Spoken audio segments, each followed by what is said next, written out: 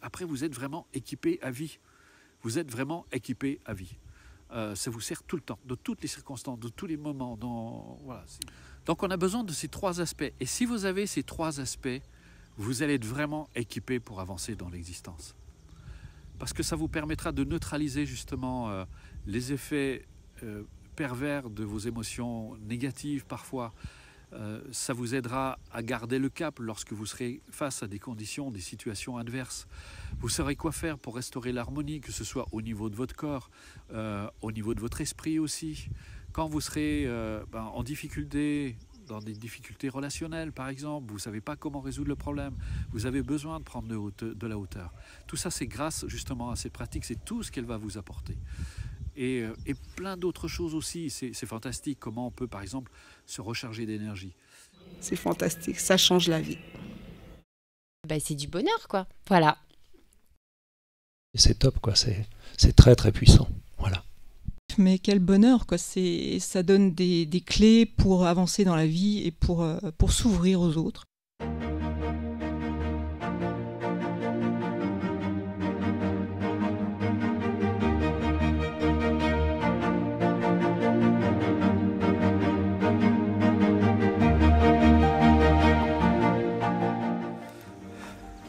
Je sais que vous n'y êtes pas, mais j'espère que vous goûtez autant que moi à ce paysage magnifique.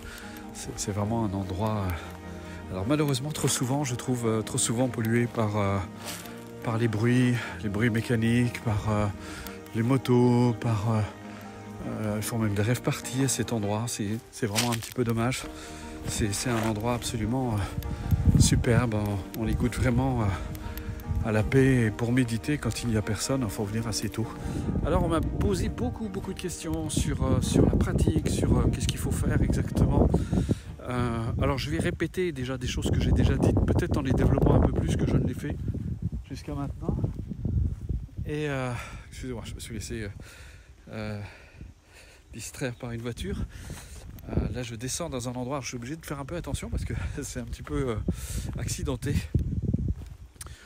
Il y a, comme je l'ai dit, dans la méditation, souvent on pense que la méditation c'est juste la pleine conscience. Mais ça ne suffit pas. Il faut vraiment que ça soit clair dans l'esprit des gens.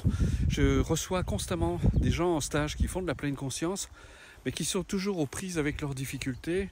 Alors ils arrivent à un certain apaisement, ils arrivent à certains résultats, mais c'est très très insuffisant. Matthieu Ricard le décrit très bien, et puis beaucoup de bouddhistes. Moi j'ai passé 15 ans avec un lama tibétain. Ils insistent beaucoup, la pratique, la méditation, c'est un entraînement de l'esprit, parce que de la même façon que vous pouvez entraîner votre esprit, de la même façon que vous pouvez entraîner votre corps, vous pouvez entraîner votre esprit. Alors on va préciser quelques petits points qui sont très importants. D'abord, on va s'arrêter, la pleine conscience c'est quoi? C'est-à-dire qu'en état vigile ordinaire, notre conscience est plutôt tournée vers l'extérieur et on a très peu conscience de ce qui se passe en nous. En fait, on peut dire qu'on est complètement identifié à nos pensées et nos émotions qui finalement décident un petit peu de notre destin. Et c'était Jung qui disait très bien, je trouve que la phrase résumait ça très bien, il disait plus une pensée est ignorée par la conscience, plus elle a de chances de se transformer en destin. Alors, selon l'histoire qu'on porte en nous, parce que, encore une fois, on ne sait pas ce qui nous attend au coin du chemin, parce qu'on ne sait pas ce qu'on porte en nous, on ne sait pas ce qu'on a semé, et puis donc ce qu'on va récolter. En fait, plus vous allez pratiquer, plus vous êtes attentif, et plus vous allez voir à quel point il y a un étroit rapport entre ce que vous portez en vous, votre histoire, et comment elle se matérialise finalement à l'extérieur. Alors je vais prendre le temps, je vais m'asseoir un petit peu pour discuter avec vous dans la tranquillité. Comme ça, vous avez en arrière-plan un petit décor assez sympathique. Il s'agit pour nous, dans un premier temps, de faire en sorte que notre conscience se stabilise. Parce que, comme je viens de le dire, elle va suivre les pensées et donc les émotions qui leur sont liées. Et donc on va littéralement subir, c'est ça, subir son destin en fait. On va littéralement subir son destin. Et on va voir comment on est mené en fait par notre histoire finalement. Pour répéter ce que disait Bouddha, ce que vous êtes aujourd'hui dépend de ce que vous avez fait hier, ce qui vous arrivera demain dépend de ce que vous faites aujourd'hui. C'est pour ça que j'insiste tellement sur le fait de... Ce qui est le plus important, c'est maintenant, parce que c'est aujourd'hui que vous semez les graines de demain. Si vous voulez une vie meilleure, même si vous êtes dans la merde, mais si ce n'est pas heureux du tout, tant que vous ne semez pas quelque chose de plus positif aujourd'hui, tant que vous ne créez pas autre chose, vous ne pouvez pas espérer avoir autre chose. Il faut que ça soit vraiment clair dans votre esprit. Rien ne changera si vous ne pouvez pas espérer. Je l'ai répété 1000 fois, mais je pense que c'est pas inutile de le répéter. Vous ne pouvez pas espérer avoir des résultats différents de ceux que vous avez eus jusqu'à aujourd'hui si vous continuez à penser, à agir et vous exprimer de la même façon. Je m'arrête là parce que ça, je l'ai dit 1000 fois. Et donc, la première chose, c'est entraîner la conscience à ne plus suivre les pensées. Mais ça ne veut surtout pas dire éliminer les pensées. Il ne s'agit surtout pas de dire faire le vide. Vous ne pouvez pas faire le vide. Vous ne pouvez pas éliminer les pensées. Vous ne pouvez pas, ça c'est impossible. De temps en temps, les pensées sont beaucoup plus calmes. De temps en temps, vous pouvez sentir que les pensées étant moins présentes, vous pouvez avoir l'impression de vide aussi. De vide, de paix, de plénitude. Et ça, je vous le souhaite parce que c'est superbe, c'est magnifique. Mais la première chose à faire, c'est entraîner... Bon, voilà, cette paix, malheureusement, elle ne nous accompagne pas tous les jours, ou alors il faut vraiment pratiquer inlassablement tous les jours, plusieurs heures, etc., jusqu'à arriver à rester présent, stable dans cette attitude. C'est pour ça qu'au début, on va utiliser différents supports. On peut utiliser le corps, on peut utiliser le souffle, on peut utiliser certains processus mentaux. C'est ce que nous, on fait d'ailleurs dans le premier cycle de la méthode, où on entraîne la conscience à demeurer présente. Pourquoi on utilise le corps? Parce que le corps, lui, il est présent, il est vraiment là. Il n'est pas dans le passé, il n'est pas dans le futur, etc. Bon, bien sûr, il souffre des influences du passé, puisqu'on est plein d'émotions, on est plein de... Voilà, tout ce qu'on porte en nous. Mais néanmoins, une sensation, vous la percevez dans l'instant, dans le présent, et pas dans le passé. Et vous la percevrez quand vous serez dans le futur, c'est parce que vous êtes là qu'elle se manifestera à ce moment-là. Donc, on va utiliser le corps parce que lui, il est là. Il n'est pas ailleurs que là où vous êtes. C'est très important, une fois que vous avez conscience de ça, c'est un support absolument magnifique. Beaucoup de pratiquants avancés, malheureusement, négligent le corps, et je pense que c'est un tort. Ramenez régulièrement la conscience sur le corps, constamment. Et encore une fois, je le répète, vous avez tout un entraînement dans le premier cycle qui est très complet, très suivi, très détaillé, c'est vraiment extraordinaire. Vous pouvez pacifier aussi votre mental, l'apaiser, ça c'est très bien, c'est dans la pratique du bouddhisme, on appelle ça la pratique de shamatha. De retrouver cette paix, c'est de retrouver l'état naturel des pensées. Les pensées, en fait, elles sont agitées par les circonstances extérieures, par les émotions, par les tourments, etc. Ce qui fait qu'on est dans une agitation permanente. Et pendant un moment, on va arrêter de manipuler les pensées, on va arrêter d'essayer de comprendre, etc. Et on pacifie le mental. C'est ça, pacifier le mental. En réalité, on ne fait pas quelque chose. On ne cherche pas à être calme. C'est qu'on arrête de nourrir l'agitation, de tout ce qui suscite l'agitation. Ça, c'est très important. Le souffle aussi, il se produit là. Le souffle, c'est une fonction extraordinaire qui est à la fois consciente et inconsciente. Et justement, c'est une fonction dont on n'a pas conscience non plus. C'est une façon de jeter un pont entre la conscience et les niveaux inconscients. Alors, c'est quelque chose de fabuleux. Et puis vous avez plein de pratiques comme ça. Vous avez par exemple une pratique d'expansion du champ de conscience, quelque chose d'extraordinaire qui permet vraiment de prendre de la hauteur. Donc ça, c'est la pleine conscience, c'est qu'on ramène ici et maintenant, on ramène la conscience là où elle est, pour qu'elle ne suive plus les pensées, pour qu'elle ne se perde pas dans les pensées. Ensuite, vous avez l'aspect des antidotes. Ça, c'est très important aussi. Alors, c'est quoi un antidote? C'est simple. Il pleut, je sors le parapluie pour ne pas être mouillé. Si vous êtes plein de colère, si vous êtes plein d'amertume, si vous êtes plein de jalousie, vous allez voir à quel point... on sait très bien, comme disait Dalai Lama, je ne connais pas de sentiment plus inutile que la jalousie, parce que non seulement ça fait souffrir la personne qui est jalouse, mais en plus, ça l'empêche d'obtenir ce pourquoi elle est jalouse. Et on va voir que derrière, justement, ces émotions négatives que sont la jalousie, que sont la colère, il y a souvent des blessures derrière. Derrière la jalousie, on sait très bien que c'est un manque d'estime de soi, que la colère masque souvent la peur et la tristesse. Donc on va voir à quel point, justement, là, la pratique des antidotes va nous être extrêmement utile parce qu'elle va nous aider non seulement à nous positionner par rapport à ces émotions négatives, apprendre à les accepter pour ne plus se laisser submerger, mais aussi on va arriver à cultiver autre chose qui va servir progressivement d'antidote. Comme on dit, là, la haine interdit l'amour, mais l'amour interdit la haine. C'est-à-dire que lorsque vous avez le cœur ouvert, plein d'amour, il ne peut pas y avoir en présence deux sentiments contraires. Et donc plus vous allez le cultiver, et donc ça va servir d'antidote.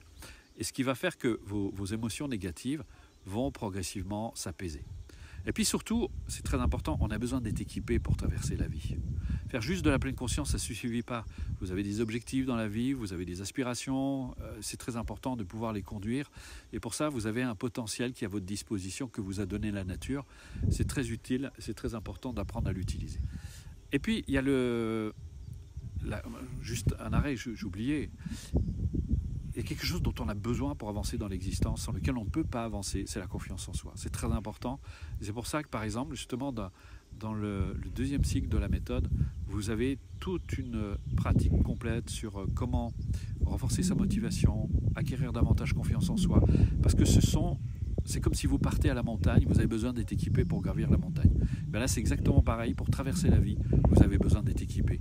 Quand vous serez face aux conditions adverses, quand vous aurez des aspirations, des projets, etc., c'est important que vous puissiez être équipé. Et donc, encore une fois, là, je le répète, la pleine conscience ne suffit pas. Donc, on a besoin de cette démarche. Et ça, on retrouve dans pas mal de traditions. Mais souvent, c'est un petit peu éclaté partout. Il faut un peu rassembler toutes ces démarches, toutes ces méthodes. Ce n'est pas toujours évident. Et ensuite,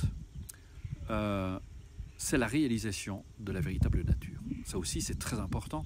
Parce que j'ai envie de dire, c'est pratiquement le cœur de la démarche. Réaliser notre vraie nature, c'est réaliser la nature de toute chose, de tous les phénomènes, quels qu'ils soient. Et je dirais que c'est le suprême antidote. Parce qu'il peut balayer tout le reste. Il peut vous libérer de tout le reste en un instant. Mais en même temps, c'est important de préparer le terrain. C'est pour ça que conjointement, tous ces aspects, pleine conscience, antidote, réalisation de sa véritable nature, sont vraiment indispensables. On a besoin des trois.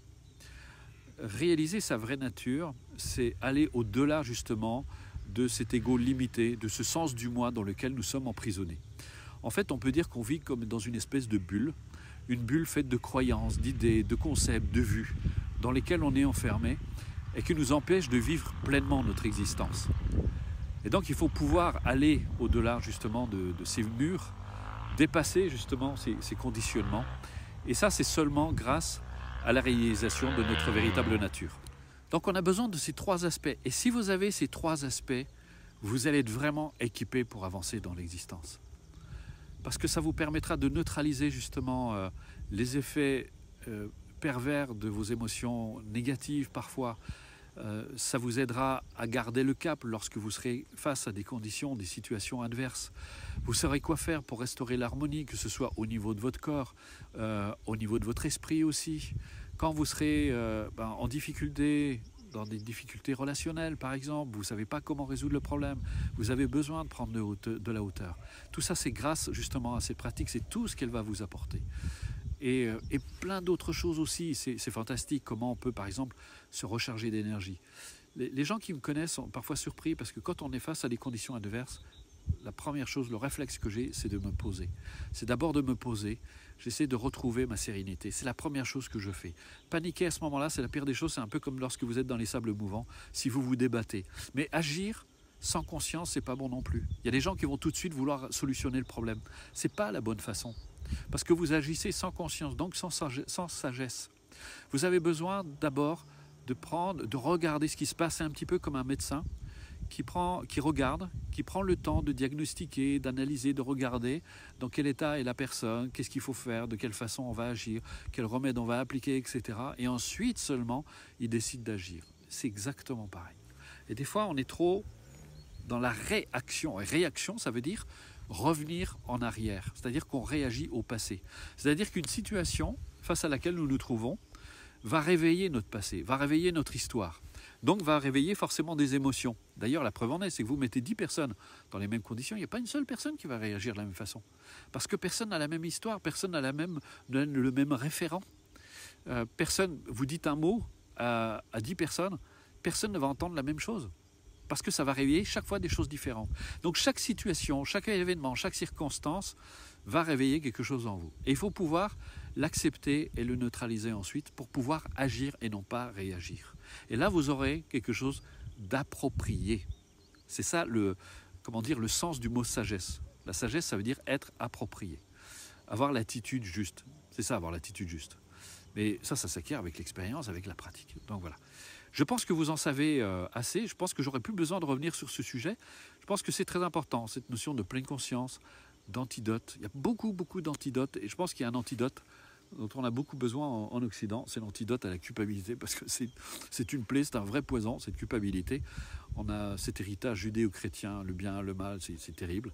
Et on n'arrive pas à voir les choses pour ce qu'elles sont, on n'arrive pas à tirer bénéfice de nos erreurs, on se culpabilise, on s'en veut, on se fait du mal, on fait du mal aux autres aussi, on devient agressif, angoissé. Donc ça, c'est quelque chose dont il faut absolument pouvoir se débarrasser. Et tout ça, vous l'avez vraiment dans la méthode, elle a été mise au point pour ça. Elle est faite vraiment pour ça. Après, vous êtes vraiment équipé à vie. Vous êtes vraiment équipé à vie. Ça vous sert tout le temps, de toutes les circonstances, de tous les moments. Donc c'est. Je pense que là, vous savez à peu près tout ce qu'il faut savoir pour, comme dit le Dalai Lama, la bonne pratique, c'est celle qui marche. Voilà. Alors je vous dis à très bientôt et merci de votre écoute. Au revoir. Donc c'est un truc que je recommande fortement à tous les gens qui ont envie d'avancer dans leur vie. Ça ouvre des portes fantastiques. Et toutes les semaines, j'attends avec impatience les cours de Bruno pour justement découvrir encore davantage de choses. J'avais envie de me faire une surprise et de me faire un cadeau. Et voilà, c'est exactement ce qui est en train de se produire. Là, j'ai voulu me l'offrir et je ne le regrette surtout pas. Donc c'est que du bonheur pour moi. Enfin, je suis bien dans ma vie et je voulais être mieux en fait. Je grandis chaque fois un petit peu plus. C'est vraiment bien et je souhaite à tout le monde de pouvoir s'offrir ce petit bonheur.